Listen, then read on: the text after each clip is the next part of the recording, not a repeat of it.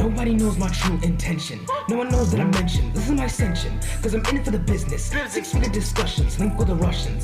I'm the main event, I get on stage and I'm killing it. How the crowd feeling it? If you told me that I'd be here right now, I wouldn't have believed it. Now that I see it, I'm gonna own it. Just like a ball, I roll with it. If you wanna stop me, then so be. Just know that I'm a fighting. It's God's plan, He designed it, He assigned it. There's no way I'm gonna stop it. Hi! Hi, how are you? Good, how are you? This animal called technology. I love it. Today I told myself I'm going to fight until I win. Well, you won. Oh, this is exciting. Yay! We'll give you a chance to settle. Okay. And then we can get cracking. You know, I just wanted us to have a conversation because when we met, you know, a few months ago, it was, for me, I think one of the most inspiring but also energizing conversations I've had in a long, long time. Because I learned so much about Paralympic sport in Zimbabwe, and it was shocking, I guess, for me as well, because in all of the years that I'd lived there, I just thought I've never actually watched or seen or even heard about Paralympic sport in the country that I'm super, super passionate about and in an industry that I love. You know, I've grown up playing sport. So to hear from you what was going on and to understand that, it kind of lit a fire in me, particularly now as we're on a journey of trying to get more into that sports space. I want to make sure, given that inclusion is a big part of that, to learn from you and all of your wealth of experience about what we can do to make sure that now, as we're investing in the sports industry in Zimbabwe, we can do so in a way that actually includes and benefits everybody and enable participation in sport and excellence in sport across the board. So that's why I wanted to have this chat with you, because I think more people need to know about you, but more people also need to know about the Paralympic, like the incredible athletes that we've got performing right now, so that we can start to get behind them in the same way that we do with, say, footballers and the tennis players and all of that stuff as well. So what we can start off with is, it would be great to just get an introduction from you, Michael, and just a little background about what you're doing, how long you've been doing it, how you came to do it, and why. A lot of questions. Okay, thank you very much, Maria. My name is Michael Bulagango. Became blind at the age of 3, went to school at age 9, attended my primary and secondary education at Kapota School for the Blind. After my secondary education, I joined the School of Rehabilitation, where I trained as a rehabilitation technician. When it comes to sport, at school, I was interested in sport. My colleagues and I used to do tug of war, powerlifting, shot put throwing, blind football, although we didn't have the right balls, and also athletics. So it grew in me. Maybe I took it from my father, because my father also was an athlete, and my sisters and my brothers all were athletes. So in the late 90s, I started getting into sport, and I trained as a coach in 2000 for Sports of the Blind. Then I also joined a club where we were playing goal ball. And then from there on, I became the vice president of the organization called Zimbabwe Association for Sports of the Blind. And at one point, I was also a manager for visual impaired athletics, and I took teams of VI athletes to competitions in the region where we were scooping medals, like, you know, we were scooping fish. And then after I resigned from being a manager, I was voted into being the first president of a Paralympic committee in Zimbabwe. That was in 2010. And since then, we have been facilitating sporting excellence development to athletes with disabilities in Zimbabwe. In 2012, at the London Paralympic Games, it was the first time for Zimbabwe to take an athlete playing wheelchair tennis. That was our first record to do that at that highest level. And then in 2016 again, we took a team to Brazil for para rowers for the first time. And as I speak, here in Dubai, we have a blade runner, aged 16, and it's for the first time to have a blade runner in Zimbabwe. Yeah. So because of this, I think we are trying, and also for the first time, we are having an athlete who has an intellectual challenge for the first time participating in our teams. So basically, here in Dubai, we are going to have wheelchair racing, and then we are going to have sprints and mid distances from visually impaired athletes, intellectually challenged, and amputees. That's incredible. And for me, it breaks my heart, because tennis is one of my sports, and I'm like just down the road from where the London Olympics were held. But I had no idea that we had someone playing wheelchair tennis from Zimbabwe. I mean, I'm fiercely passionate about Zim. I'm one of the proudest Zimbabweans we ever come across. And I think that's one of the big challenges, is that there's so little known about what's going on. Like now, the fact that we have a team there of people who are, what they're trying to do is to qualify for Tokyo, right? For the Tokyo Games. And I would just wonder how many people even know that that's going on, or that we have all of this capability within the country. So why do you think there is that gap? Because whenever there's football, the CAF, and all of these games, and even the rugby when Zim came close to qualifying, what do you think is behind that gap in knowledge? And what do you feel would help to bring greater awareness of this? Because like you said, it's not down to lack of achievement. There are so many firsts and so many things to be celebrated. Why don't we know about them? Yes, the gap could be emanating from the fact that maybe we do not have wide coverage by the media. Because internationally, we have done exceedingly well, because we have athletes who have reached the international, and they've got gold medals to their credit. So the reason why that did not inspire writers to put pen to paper, I don't even know. Yeah. Or maybe I think there are a lot of issues that we must put in place to make disability sport, more vivid on the sporting arena. I think we need to have our own sporting facility. So that will facilitate our athletes to have regular trainings and the competitions. Mm-hmm. As long as we don't have a facility for ourselves adjusted and adapted to suit our sports, then we will continue crying. We need a multi-facility sport that will ensure every now and again we have our athletes in camp, we discharge them, we bring them back, and that will prepare them for any tournament, be it regional, continental, or international. And more so, we need a robust talent identification and selection policy that will help us identify athletes even in the remote parts of the country. Because at the moment we are forced to identify talent in the urban areas, but how about those in the rural areas? It becomes unfair for them, because there is talent everywhere in Zimbabwe. Yeah. So once we get to do that, then we develop the talent, we nurture the talent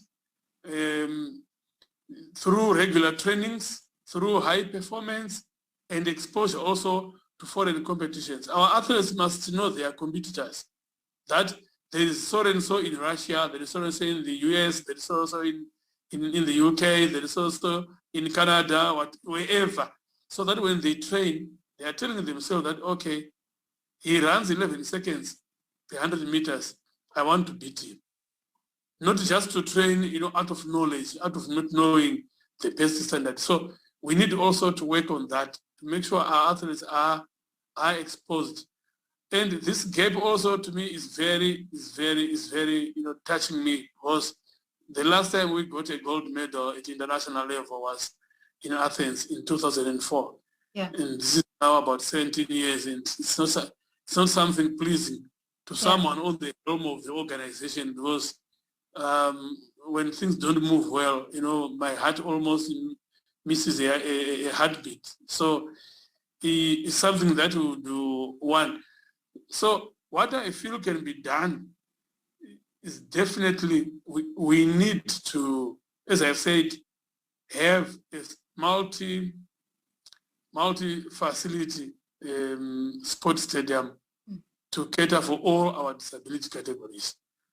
We also need equipment, specialized equipment. In Zimbabwe, we don't have a manufacturing company for our equipment, and we have to, in fact, our athletes have to buy from outside. And once it gets broken, that's it. He or she may stop playing sport because of that. And one other thing is we need more technical officials and coaches and medical personnel and volunteers to be working with the organization, so that we when many hands make the work lighter. Yeah. Yes. And also, as I've said, we need exposure competitions for our athletes. We need the regular trainings for our athletes. We need the podium performance training for our athletes, so that we don't just expect miracles from athletes when things are not really happening on the ground. We have to work hard. Yeah. And we need the resources. Yeah. I mean, that sounds like a massive mountain, shall we say, or several mountains even. There's a whole mountain range there to climb from the funding to the facilities to the training and equipment, and then also the talent identification, that equitable talent identification beyond just the urban areas. At the moment, or over the years that you've seen, because you mentioned that the last gold medal was 17 years ago, what's changed? Like, what's shifted, or what hasn't shifted, I suppose, over the 17-year period, which means that we were able to get golds then, where we're not able to do so now? Because I'm trying to get a sense of, we've got all of these people, hopefully a bunch of talented, Zimbabweans are fiercely talented, and there are other people as well who would watch this and be thinking, how do we make an impact? And I know for some it might sound insurmountable. It might sound like this is just beyond what anyone could do. For me, I think there are so many opportunities now for so many people with different skill sets, from the infrastructure to the even PR, and marketing this and telling the stories about what's going on, and then amplifying the success that's been enjoyed, so that it can maybe attract some sponsorship funding, which could then tackle, at the very least, situations around maybe equipment, or bringing in people from the rural areas to come and have access or to try out. But what's in place right now for these athletes? You've got some athletes who've made it to Dubai right now. Is there anyone who's capturing and telling the stories of those athletes, so that that success can shine a spotlight on the achievement, but then give a voice to some of the need and start to plug in the people who might be able to say, oh, I didn't even realize we were missing out on that, and maybe I can help with this and I can help with that. So what are we doing to raise the awareness? And is there something on a small scale even? Would it be connecting with journalists, with a media outlet, particularly in this day and age of social media? What's happening to capture those stories of what you guys are doing there? Yes, we are engaging the media here and there. But for me, it's not just talking to the media. For me, it is putting we have to be empirical, we have to be practical in what we say. Yeah. Excuse me. We between 2004 and 2010, there was no Paralympic movement.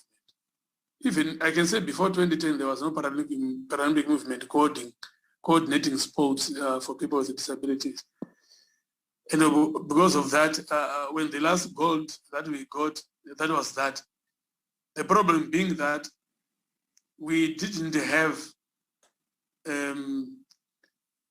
what I would call, talent identification.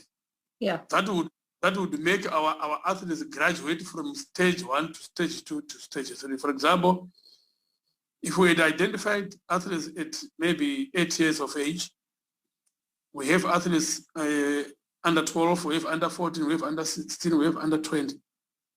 Then we know if this batch goes out, we have a batch coming. You see? Yeah.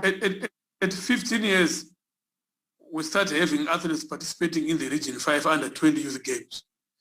If that athlete participates at 15, at 17, and at 19, that athlete is almost 20 years now, will be ready for All Africa Games, will be ready for World Championships, will be ready for International Paralympic Games. Yeah. So, excuse me, we do not have, we didn't have that system. We don't have supporting systems and structures to say our associations, we need athletes, guys from grassroots to elite level. So why? Because it's very difficult for us to carry these activities, as I've said, if we don't have the required resources. We need to start with talent identification. When it's done, we know we have built our team. We should have different age groups that we can say, after this group, this one comes. And also we have been mostly participating in athletics more than any other sport. And that does not define our talent base, because there are several sports that people can play. Not all people want to run.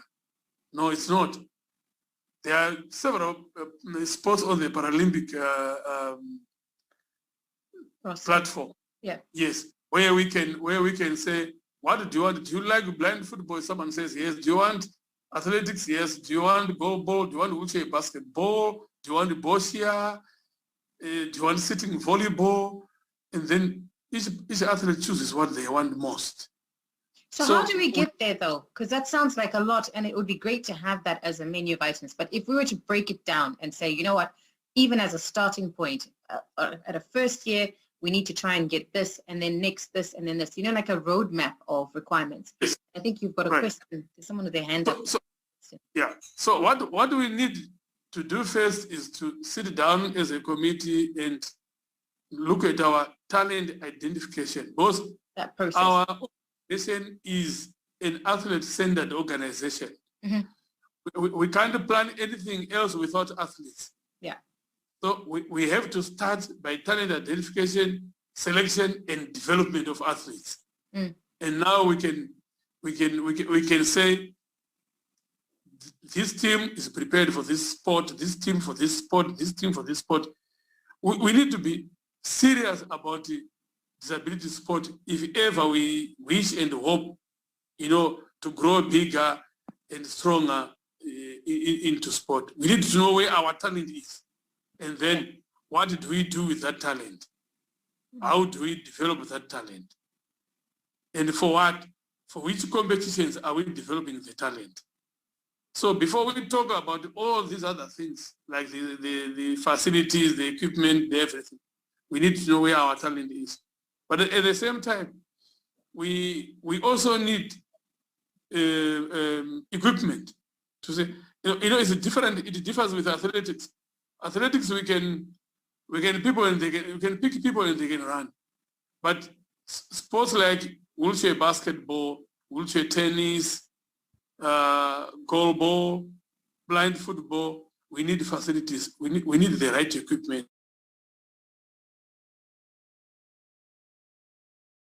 told me that I'd be here right now, I wouldn't have believed it. Now that I see it, I'm gonna own it. Just like a ball, I roll with it. If you wanna stop me, then so be. Just know that I'm a fighting. It's God's plan. He designed it. He assigned it. There's no way I'm gonna stop it. I'm gonna top it. Facts. While I'm making them stacks. Michael, we are back, and the very observant among you will have noticed that we're in a whole different setting now. Michael is in a different country, on a different continent since the last part of the interview. And that's just the nature of how things are moving. So we're going to do the next part of this, which is going to have some extra insights, actually, because now you've been to Dubai and you can tell us a little bit more about what happened. So I guess to finish off where we were chatting before, if you can just give us a little bit of information on how, you know, considering all of the obstacles that you've faced, there have been so many firsts that you've managed to achieve in your time as the chair of the Paralympic Committee of Zimbabwe. And I just need to understand how you've done it. What's your secret? Okay, my secret is that all these achievements that I've done can be attributed to, I think, about 3 characteristics. One is passion. You know, it's like sport is embedded in me. Yeah. You can't take sports out of me, neither can you take me out of sport. So sport is me, and I am sport. And then also sacrifice, you know, going even to the extent of using my personal resources for the benefit of the marginalized groups, so that they too also can partake in sport. I didn't get the opportunity, but I feel I should work hard to make sure the current crop of athletes we have also get the opportunity that are available. And also commitment, being in the shoes of athletes, needs and aspirations for podium performance also is what drives me. I feel for them. I want them to reach podium performance. I want them to get there, you know, get to stardom and say, this is the route that we came from, and then my heart is satisfied. Also, I've been working with dedicated colleagues who always gave me a push and willpower to go an extra mile. You know, it was very difficult to run an organization, because when I got into office, actually there was no office in terms of having a building. There was no pen and paper, no ruler, nothing. But I had to be on the helm of such an organization. It was not an easy thing. And since the inception of our movement, we have been having here and there donors and funders who were funding various and specific projects, but we've never had you know, funds to run the daily activities of our movement. And also one of my achievements can be attributed to the stakeholders that we are working with, from schools, teachers, parents, colleges, universities, funders, donors, and even volunteers and our affiliated sport associations. All these have been assisting us to have athletes and to develop the athletes for elite competition. And our government has been supporting us. You know, when it always came to sending athletes out, and also even our officials on national duty assignments. So although it did not have lots of money, but I think we managed to do that because it was out of commitment, passion, and sacrifice. And I know this from when we first spoke. I know your commitment and your passion are, you're just an extremely special human being. And that's one of the reasons why I wanted to make sure you bring the story out to the world, because too few people know about it. Now, you've achieved so much, and you mentioned there about using some of your personal resources. Why is it so difficult to get investment? I'm sure it's similar with other sports, but the investment in disability or Paralympic sports in particular in Zimbabwe, maybe even across Africa, what do you see as the main challenges that you face there, and how do we overcome that? Okay, the main challenges include that we do not have user-friendly facilities specifically designed for people with a disability, except maybe in a few countries that are well up, maybe countries like South Africa and maybe countries maybe to the north or west of Africa. Yeah. But generally, there are no facilities that are user-friendly. We do not have specialized equipment for our athletes. We do not have a lot of technically trained officials to work with our athletes. Yeah. And above all, we do not have the resources being channeled adequately to finance sports for people with disabilities. So you realize with no facilities, with no equipment, with no trained staff, with no adequate resources, definitely our sport will remain down. Not because we have got incompetent people and incapable management, but because the resources are limited. You know, our athletes don't have regular training camps because we don't have the money. Our athletes do not have exposure to foreign competitions, and our athletes also cannot access high performance training because it's too costly for most of the NPCs in Africa. Therefore, without funding, definitely these challenges cannot be ameliorated. Saying you've just come back from the Dubai Grand Prix, right? And you yes. took some athletes there, some firsts as well. First Blade Runner who came from Zimbabwe, and then you know you had people who got to try out for the Tokyo 2021 games. How did you manage to get that together, considering how tough the landscape is? How do you even manage to pull, you know, the funding, the team, to identify the athletes, to prepare even to get to a standard where you could compete? And I know you've got a great story. They did super well as well in Dubai. How did you pull that off? Yeah, what we did is we got our players into a pool, and it is from this pool where we draw our competitors for the different competitions. Yeah. And in 2019, we identified these athletes, we selected them, and we have been getting support from the International Paralympic Committee and its development partners. Because each time we work towards Paralympic Games, they give us money for athlete development and capacity development of our administrators, managers, leaders, technical officers, coaches, and so forth. Yeah. So when we identified these athletes, actually these athletes are coming from previous competitions where they have participated in. It could be the regional competitions. Some also had exposure to All Africa Games. And it is from these athletes where we chose our competitors.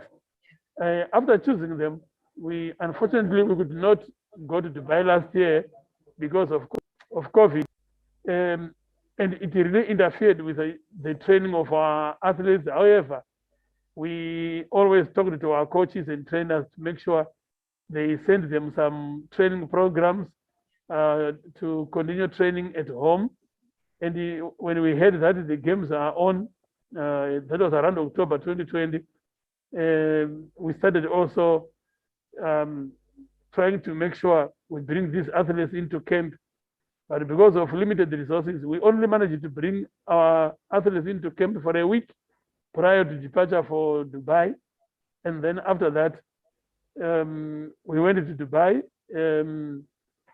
Actually, it was the first time for Zimbabwe to qualify for any Paralympic Games since the inception of this movement. And secondly, it was the first time for us to have a diverse group of disabilities, who included the blind, the intellectually challenged, the amputees, and one lady with what we call distal axis, a condition that she was born with.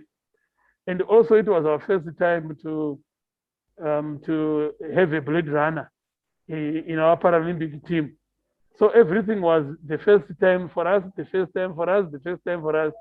And when we got to Dubai, we never thought we would qualify, considering that our athletes did not have adequate camping time. Because 1 week, I'm sure you will realize that it's too short for, to prepare athletes for such a tournament of that magnitude. Yeah. Yes.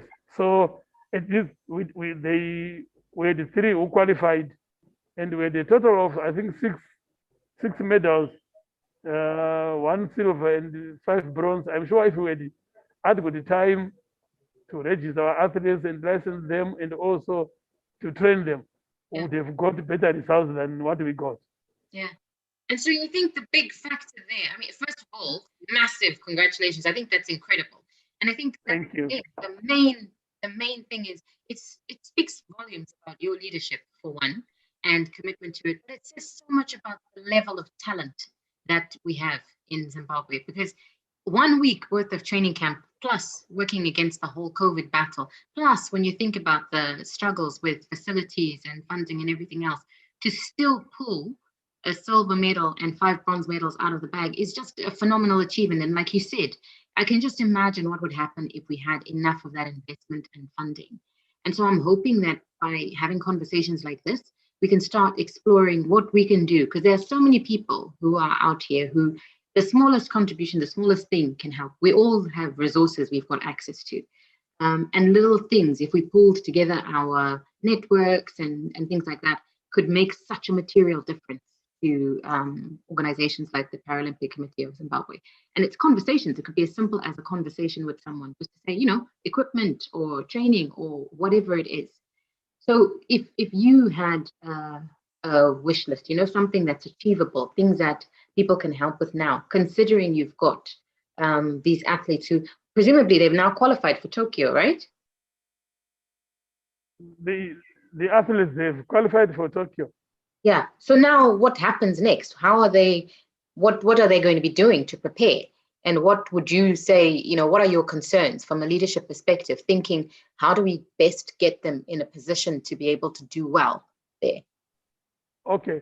What we have done is we have put in place a plan that we will follow, but that plan also, the implementation of that plan will be determined by the availability of resources. Because what we think will do best for our athletes is to ensure that at least we bring them into camp 1 week every month to check on their health, to check on their fitness, because we had a lot of sprains and strains when we went to Dubai because of inactivity resulting from the lockdown period.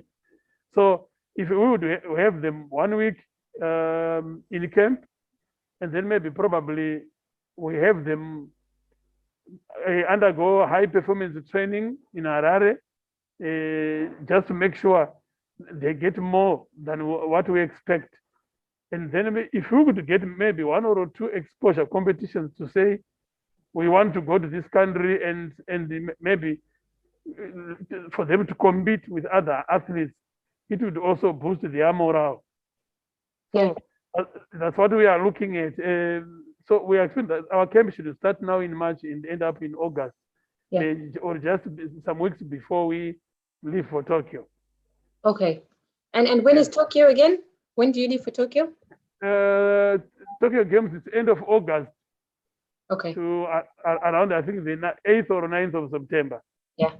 And how does the funding work right now? What's your position? What's the situation on the funding front to look after, say, the training camps, to make sure there's adequate camps, to make sure the facilities are, well, maybe not facilities, because we're not going to be able to build anything between now and September, but equipment, at least equipment, what's the story with equipment and kit, training camps, with accommodation, stuff like that, and even for preparing, just so that the logistics around the travel are sorted out. What's your situation right now? Yeah. what we would want is to have, of course, funds for transport for athletes to come to Harare, because they don't. All the 3 athletes are out of Harare, so we need money for transport. We need money for accommodation. We need money to make sure they've got proper meals. Yeah. Yeah, and we also need money for some workshops, because we should engage different people to talk to athletes. It could be dietitians or nutritionists, and also we need the psychologists to calm them down. So we need some little workshops with different people. But our position as an organization, we don't have the funding at the moment. But I think we'll prepare a budget that will submit it to government. We know they will support us as much as they can, depending also on their coffers. Yeah. Yes, and also IPC is approved our application for COVID relief fund. It's not much, but it will complement government funding a long way, and that is our position at the moment. Otherwise, in our accounts, we have virtually nothing. And what would you say, Michael, if you were to put a number on it, right? What do you say is the number that it would take? You've got what, 6 athletes? Is it 6 athletes? Well, no, those who have qualified are 3, but 3. we are intending to take more. Why? Because there are some sporting disciplines where we are getting what they call bipartite entry, because we did not qualify in them. So we are looking at having, I think, let me say, all in all, we need to take 8 athletes to Tokyo. Okay. 8 athletes. Some will participate in athletics, others in badminton, others will participate in powerlifting, and others will participate in para swimming. So we're expecting to take at least 8 athletes to Tokyo. Okay, and there's one of the world. I know we have Albert Sigela, who had a world record for Zimbabwe in his Yes, he broke the African record. So that's one of the things I was saying. It's for the first time that we have an athlete participating and also breaking a record. Yeah. In that field. So I just upgraded it to a world record, African record. My mistake. Yes, African record. Yeah, this is the African license there. Yeah. So so he got the new African record. And now, if you were to say, so those 8 athletes and the team, right? Just to give people a perspective, so an idea of what it would take, a figure. Can you, maybe an unfair question, but if you thought to yourself, you know what, if we had this, then we know we can have a proper, like the weekly camps, the monthly training camps that you're saying, what do you think what that figure would be? Ballpark. You mean figure? Yeah, amount. Like if you were to say, if we had this amount, then that would be.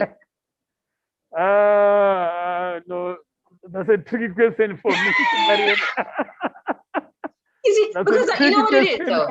Do you know what it is? Because I think that amount is probably not as much as what people would expect it to be, and I think it's the understanding how much value comes from that. Like it might be a number like this, but on the other side, the things that you get from it, from the individual perspective, for Albert Sigele, the publicity that came from that, and for me as a Zimbabwean over here living in the UK, the pride that I felt. I was really annoyed that, I didn't have the chance to be there and to be shouting and waving the flag, and you find out about it later, But I think if people know the value you get from that participation, I bet you the amount that it costs to make all of that happen. And if you multiply that by 8 potential athletes, is not as high as people would expect. That's what I was trying to get at. So it wasn't a trick question. It was more of this is what it would take. And to realize that for so much value to be achieved, it's not a massive amount. And particularly when you think of how many diasporans there are, it's probably the equivalent of if you took 1,000 Zimbabweans, right? And everyone put in like $10. We're probably there already. And that's what I'm trying to get to, is that there's so much that people have the power to do and make happen. And so many lives would be affected in such a positive way. But I'll let you off with my trick question, and then you can prepare your budget, and then we can circle back. Because I honestly think this is a chance for, with so much horrible stuff going in the world, it's a chance for people to come together, and not only will we give these athletes who deserve the chance to participate on these world stages a chance to do that, but it pays back because it's great for the country, right? It's great for inspiring our future athletes. It's great for the brand of our nation. So, from a visibility, everybody wins when you see the Zimbabwean flag, when you see athletes wearing the Zimbabwean colors, performing in any stage and excelling. And it's great for us, for me sitting there with my son to be able to say, it's Zimbabwe, it's mama's country. He knows, and we want that all the time. So anything we can do, I just wanted to be clear how important it is for everybody to be part of this. And you get to be part of that because you can see, I helped to make that happen. When you see these athletes now excelling, you can say, I was part of making that happen. And that's what I hope that we can do as a community, Zimbabwean or not, to try and make this happen. Yeah, why I'm afraid to say figures. Well, I don't believe in abundance of resources to do work. Yeah. Even with little resources, if you are really committed, you can do work and you can achieve great. Yeah. Well, you are living proof of that. You've got nothing and you've come away with 6 medals, Yes. So no, but I think this is the call to action for people. And I think you're an amazing person. So I think we just need to try and see what we can do as a community to support you and to elevate the athletes and also shine a light on it, because I think disability is one of those things that people are so anxious and nervous about talking about and approaching. To a point where it stops conversations happening. And I think particularly within our continent, there's too little stepping towards it and having that dialogue. So I think it also, when you think there's so much emphasis on academics and whatever, sport anyway, no one looks at it and thinks, this is a career path that I can pursue. When you now try and think, with Paralympic sport, it's an even bigger mountain to try and climb, to say this person wants to be a professional athlete. So we need to have more of these conversations. And I mean, you're living proof of that. So telling more stories. And you mentioned something interesting about the psychologists and whatnot and the nutritionists. And I know that there are loads of people who've got that skill set who would be more than happy to volunteer that time. Is that something that would be practical? With these workshops, or is it something where they need to be in country and on the ground? Is there how? No, we can just invite them during training camp just to come and maybe give a 30-minute talk, and then they leave. Just to guide our athletes on how to, emotionally adjust themselves. When we get to Tokyo, because there will be a frenzy crowd, big facilities, all those things. We need them to calm down, and so that they don't lose focus.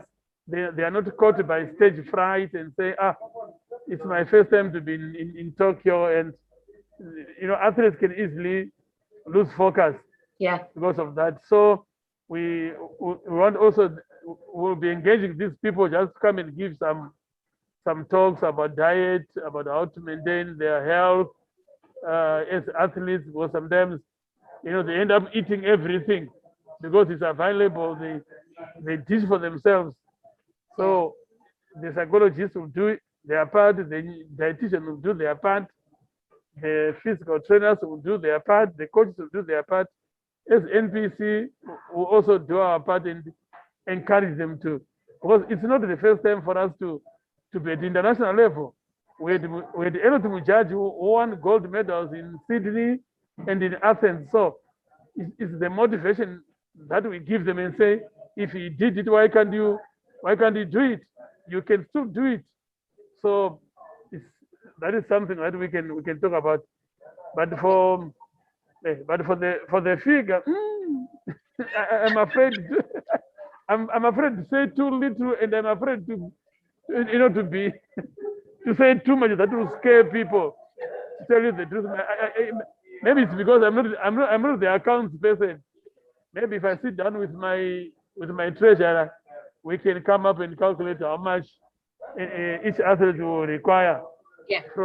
from March to August. So, and then probably give you a better figure from a point of view of of a of the treasurer, and Yeah.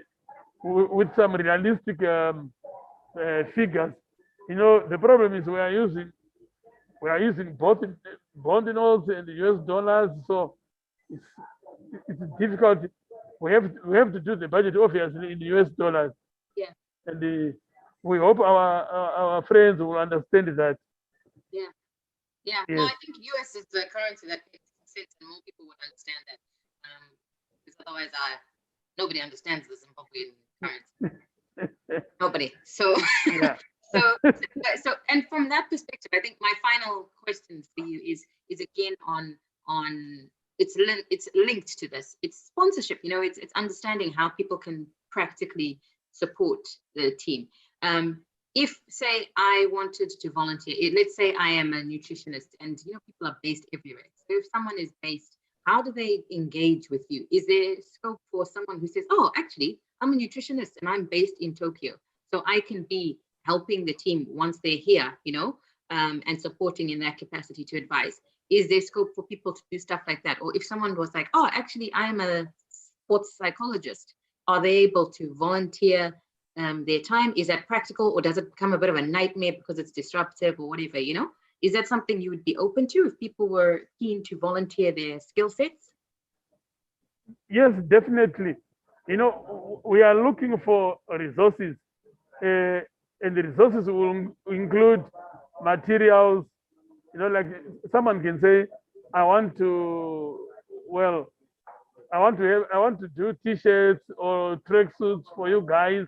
We'll still appreciate if someone wants to offer their services, like he said, nutritionists or psychologists. We accept them. There is no interference. There won't be any interference. So we are accepting any kind of resources. If someone, gives us their time to talk to us, we still appreciate. Perfect. You know what? I'm on a mission. And I think there are so many people who are amazing in the world. There are lots of weird ones, right? We won't get into name calling, but there's lots and lots of people who are very willing and super skilled. And I think they would love to be able to help, particularly given how amazing you in particular are, and the athletes that you work with are. And it doesn't take a lot of time, but I think there's nothing more rewarding than where you give your time and you give your skills and you can see the benefit for someone else. I think that is one of the most awesome experiences. It's just part of being human, right? It's what you want to do with your life. So I'll put that out there, and then we'll have a look at the figure, and we can look at sponsoring, because I think there's lots of little companies as well, where if they wanted to sponsor, would you be the person, say if they decided, we will sponsor your travel, we'll sponsor your whatever, where would the decision sit as far as getting their corporate representation on the tracksuits or on whatever? Is that something you would make? You have the power to make that decision if a sponsor came forward? Yes, I will. Oh, simple then. Yes. Nice. Yeah. Okay. All right. So there we go. I think that's as much as I wanted to get. I just wanted people to meet you, to see the kind of things that you're doing, to hear a little bit about the challenges, because not a lot of people know. And where they can start seeing you. If we wanted to follow, if people wanted to know when the next events are, and when, where even they could support, because people are all over the place, right? What's the best way to find out? Can they follow? I think Paralympic Zimbabwe is actually on Twitter. I'm sure I follow. We are on Facebook. Okay. But I'll check with my Secretary General to see whether the Facebook page is really active. If not, then it has to be reactivated, so that at least we can communicate with the whole world. So they know our activities, when we are doing what. If they want to, we can always take videos. Yeah, we can take videos put them on Facebook. They can always follow our programs until we get to Tokyo. Yeah, I think that'll be amazing to watch the journey from now up to Tokyo. And then you can see these athletes because this will be broadcast. So I think to try and get to know the athletes now would be phenomenal. And I'm sure there are some people who would be more than happy to volunteer their skills to come and do some awesome profiles and video stories of these athletes to get people to get to know who they are. And then track that journey. I think that would be an amazing thing to do. I would love to know who they are, because when I saw about Albert Sigele, I was like, I want to find out more about him, just to know his, you want to get to know the person. So that would be great. And then I will share as part of the follow-up on this, the links to how people can keep in touch with you and the best ways to support the Paralympic Committee also. So keep an eye out. I will be hitting everyone up, and then you can all become super fans of the team and a super fan of Michael, like I am, and then we can go from there. So for now, all that remains is to say a massive, massive thank you, Michael. I know it was a nightmare for you finding the getting to grips with the technology. And Zesa, thank you, Zesa, for cooperating and keeping us connected. And we got there in the end. It was worth it. The conversation. It was an important conversation to have. Is there anything you want to finish off by saying? I'll leave you to have the final word. I also want to thank you for your time and your patience as well. We've been trying this conversation for quite some time, but you always have been there for me. Being patient, understanding the issues of network, the issues of technology, and so forth. But I want to thank all our friends in advance for whatever assistance they will give us. We will greatly appreciate. Oh, you're a wonderful human being, and I will always support you. I'll always be there, Thank you very much. What you're doing is important. You've touched so many lives. You're one of the most incredible, heroic people I have ever had the pleasure of meeting. And every time I speak to you, I feel super inspired to go and be a better person, because that's just the energy that you bring. So I'm saying a massive thank you. I don't think you realize how much you have done for so many people, not just your athletes, but everybody who sees you and experiences you. I imagine gets the same vibe. You're just amazing. You really are amazing. You're one of the best human beings I've ever met, and I feel honored to have met you. I thank you very much. Thank you, Michael, and goodbye, everybody. Keep an eye out, and we'll send you more information shortly. Okay, thank you. Bye-bye. Bye. You think that it's simple, it's hard to be humble when you got thousands of people cheering your name, cheering your name. Whoa. You think that it's simple, it's hard to be humble when you got thousands of people cheering your name, cheering your name. I can't handle this fame, it's a whole different ballgame. It's not always easy to tame, not always easy to tame. We can't always be the same. With thousands of people cheering your name, cheering your name. Kill it with a man knife, like a bigger lynch. There should be a cinch. You wanna be a snitch, you gon' get these stitches while I get these.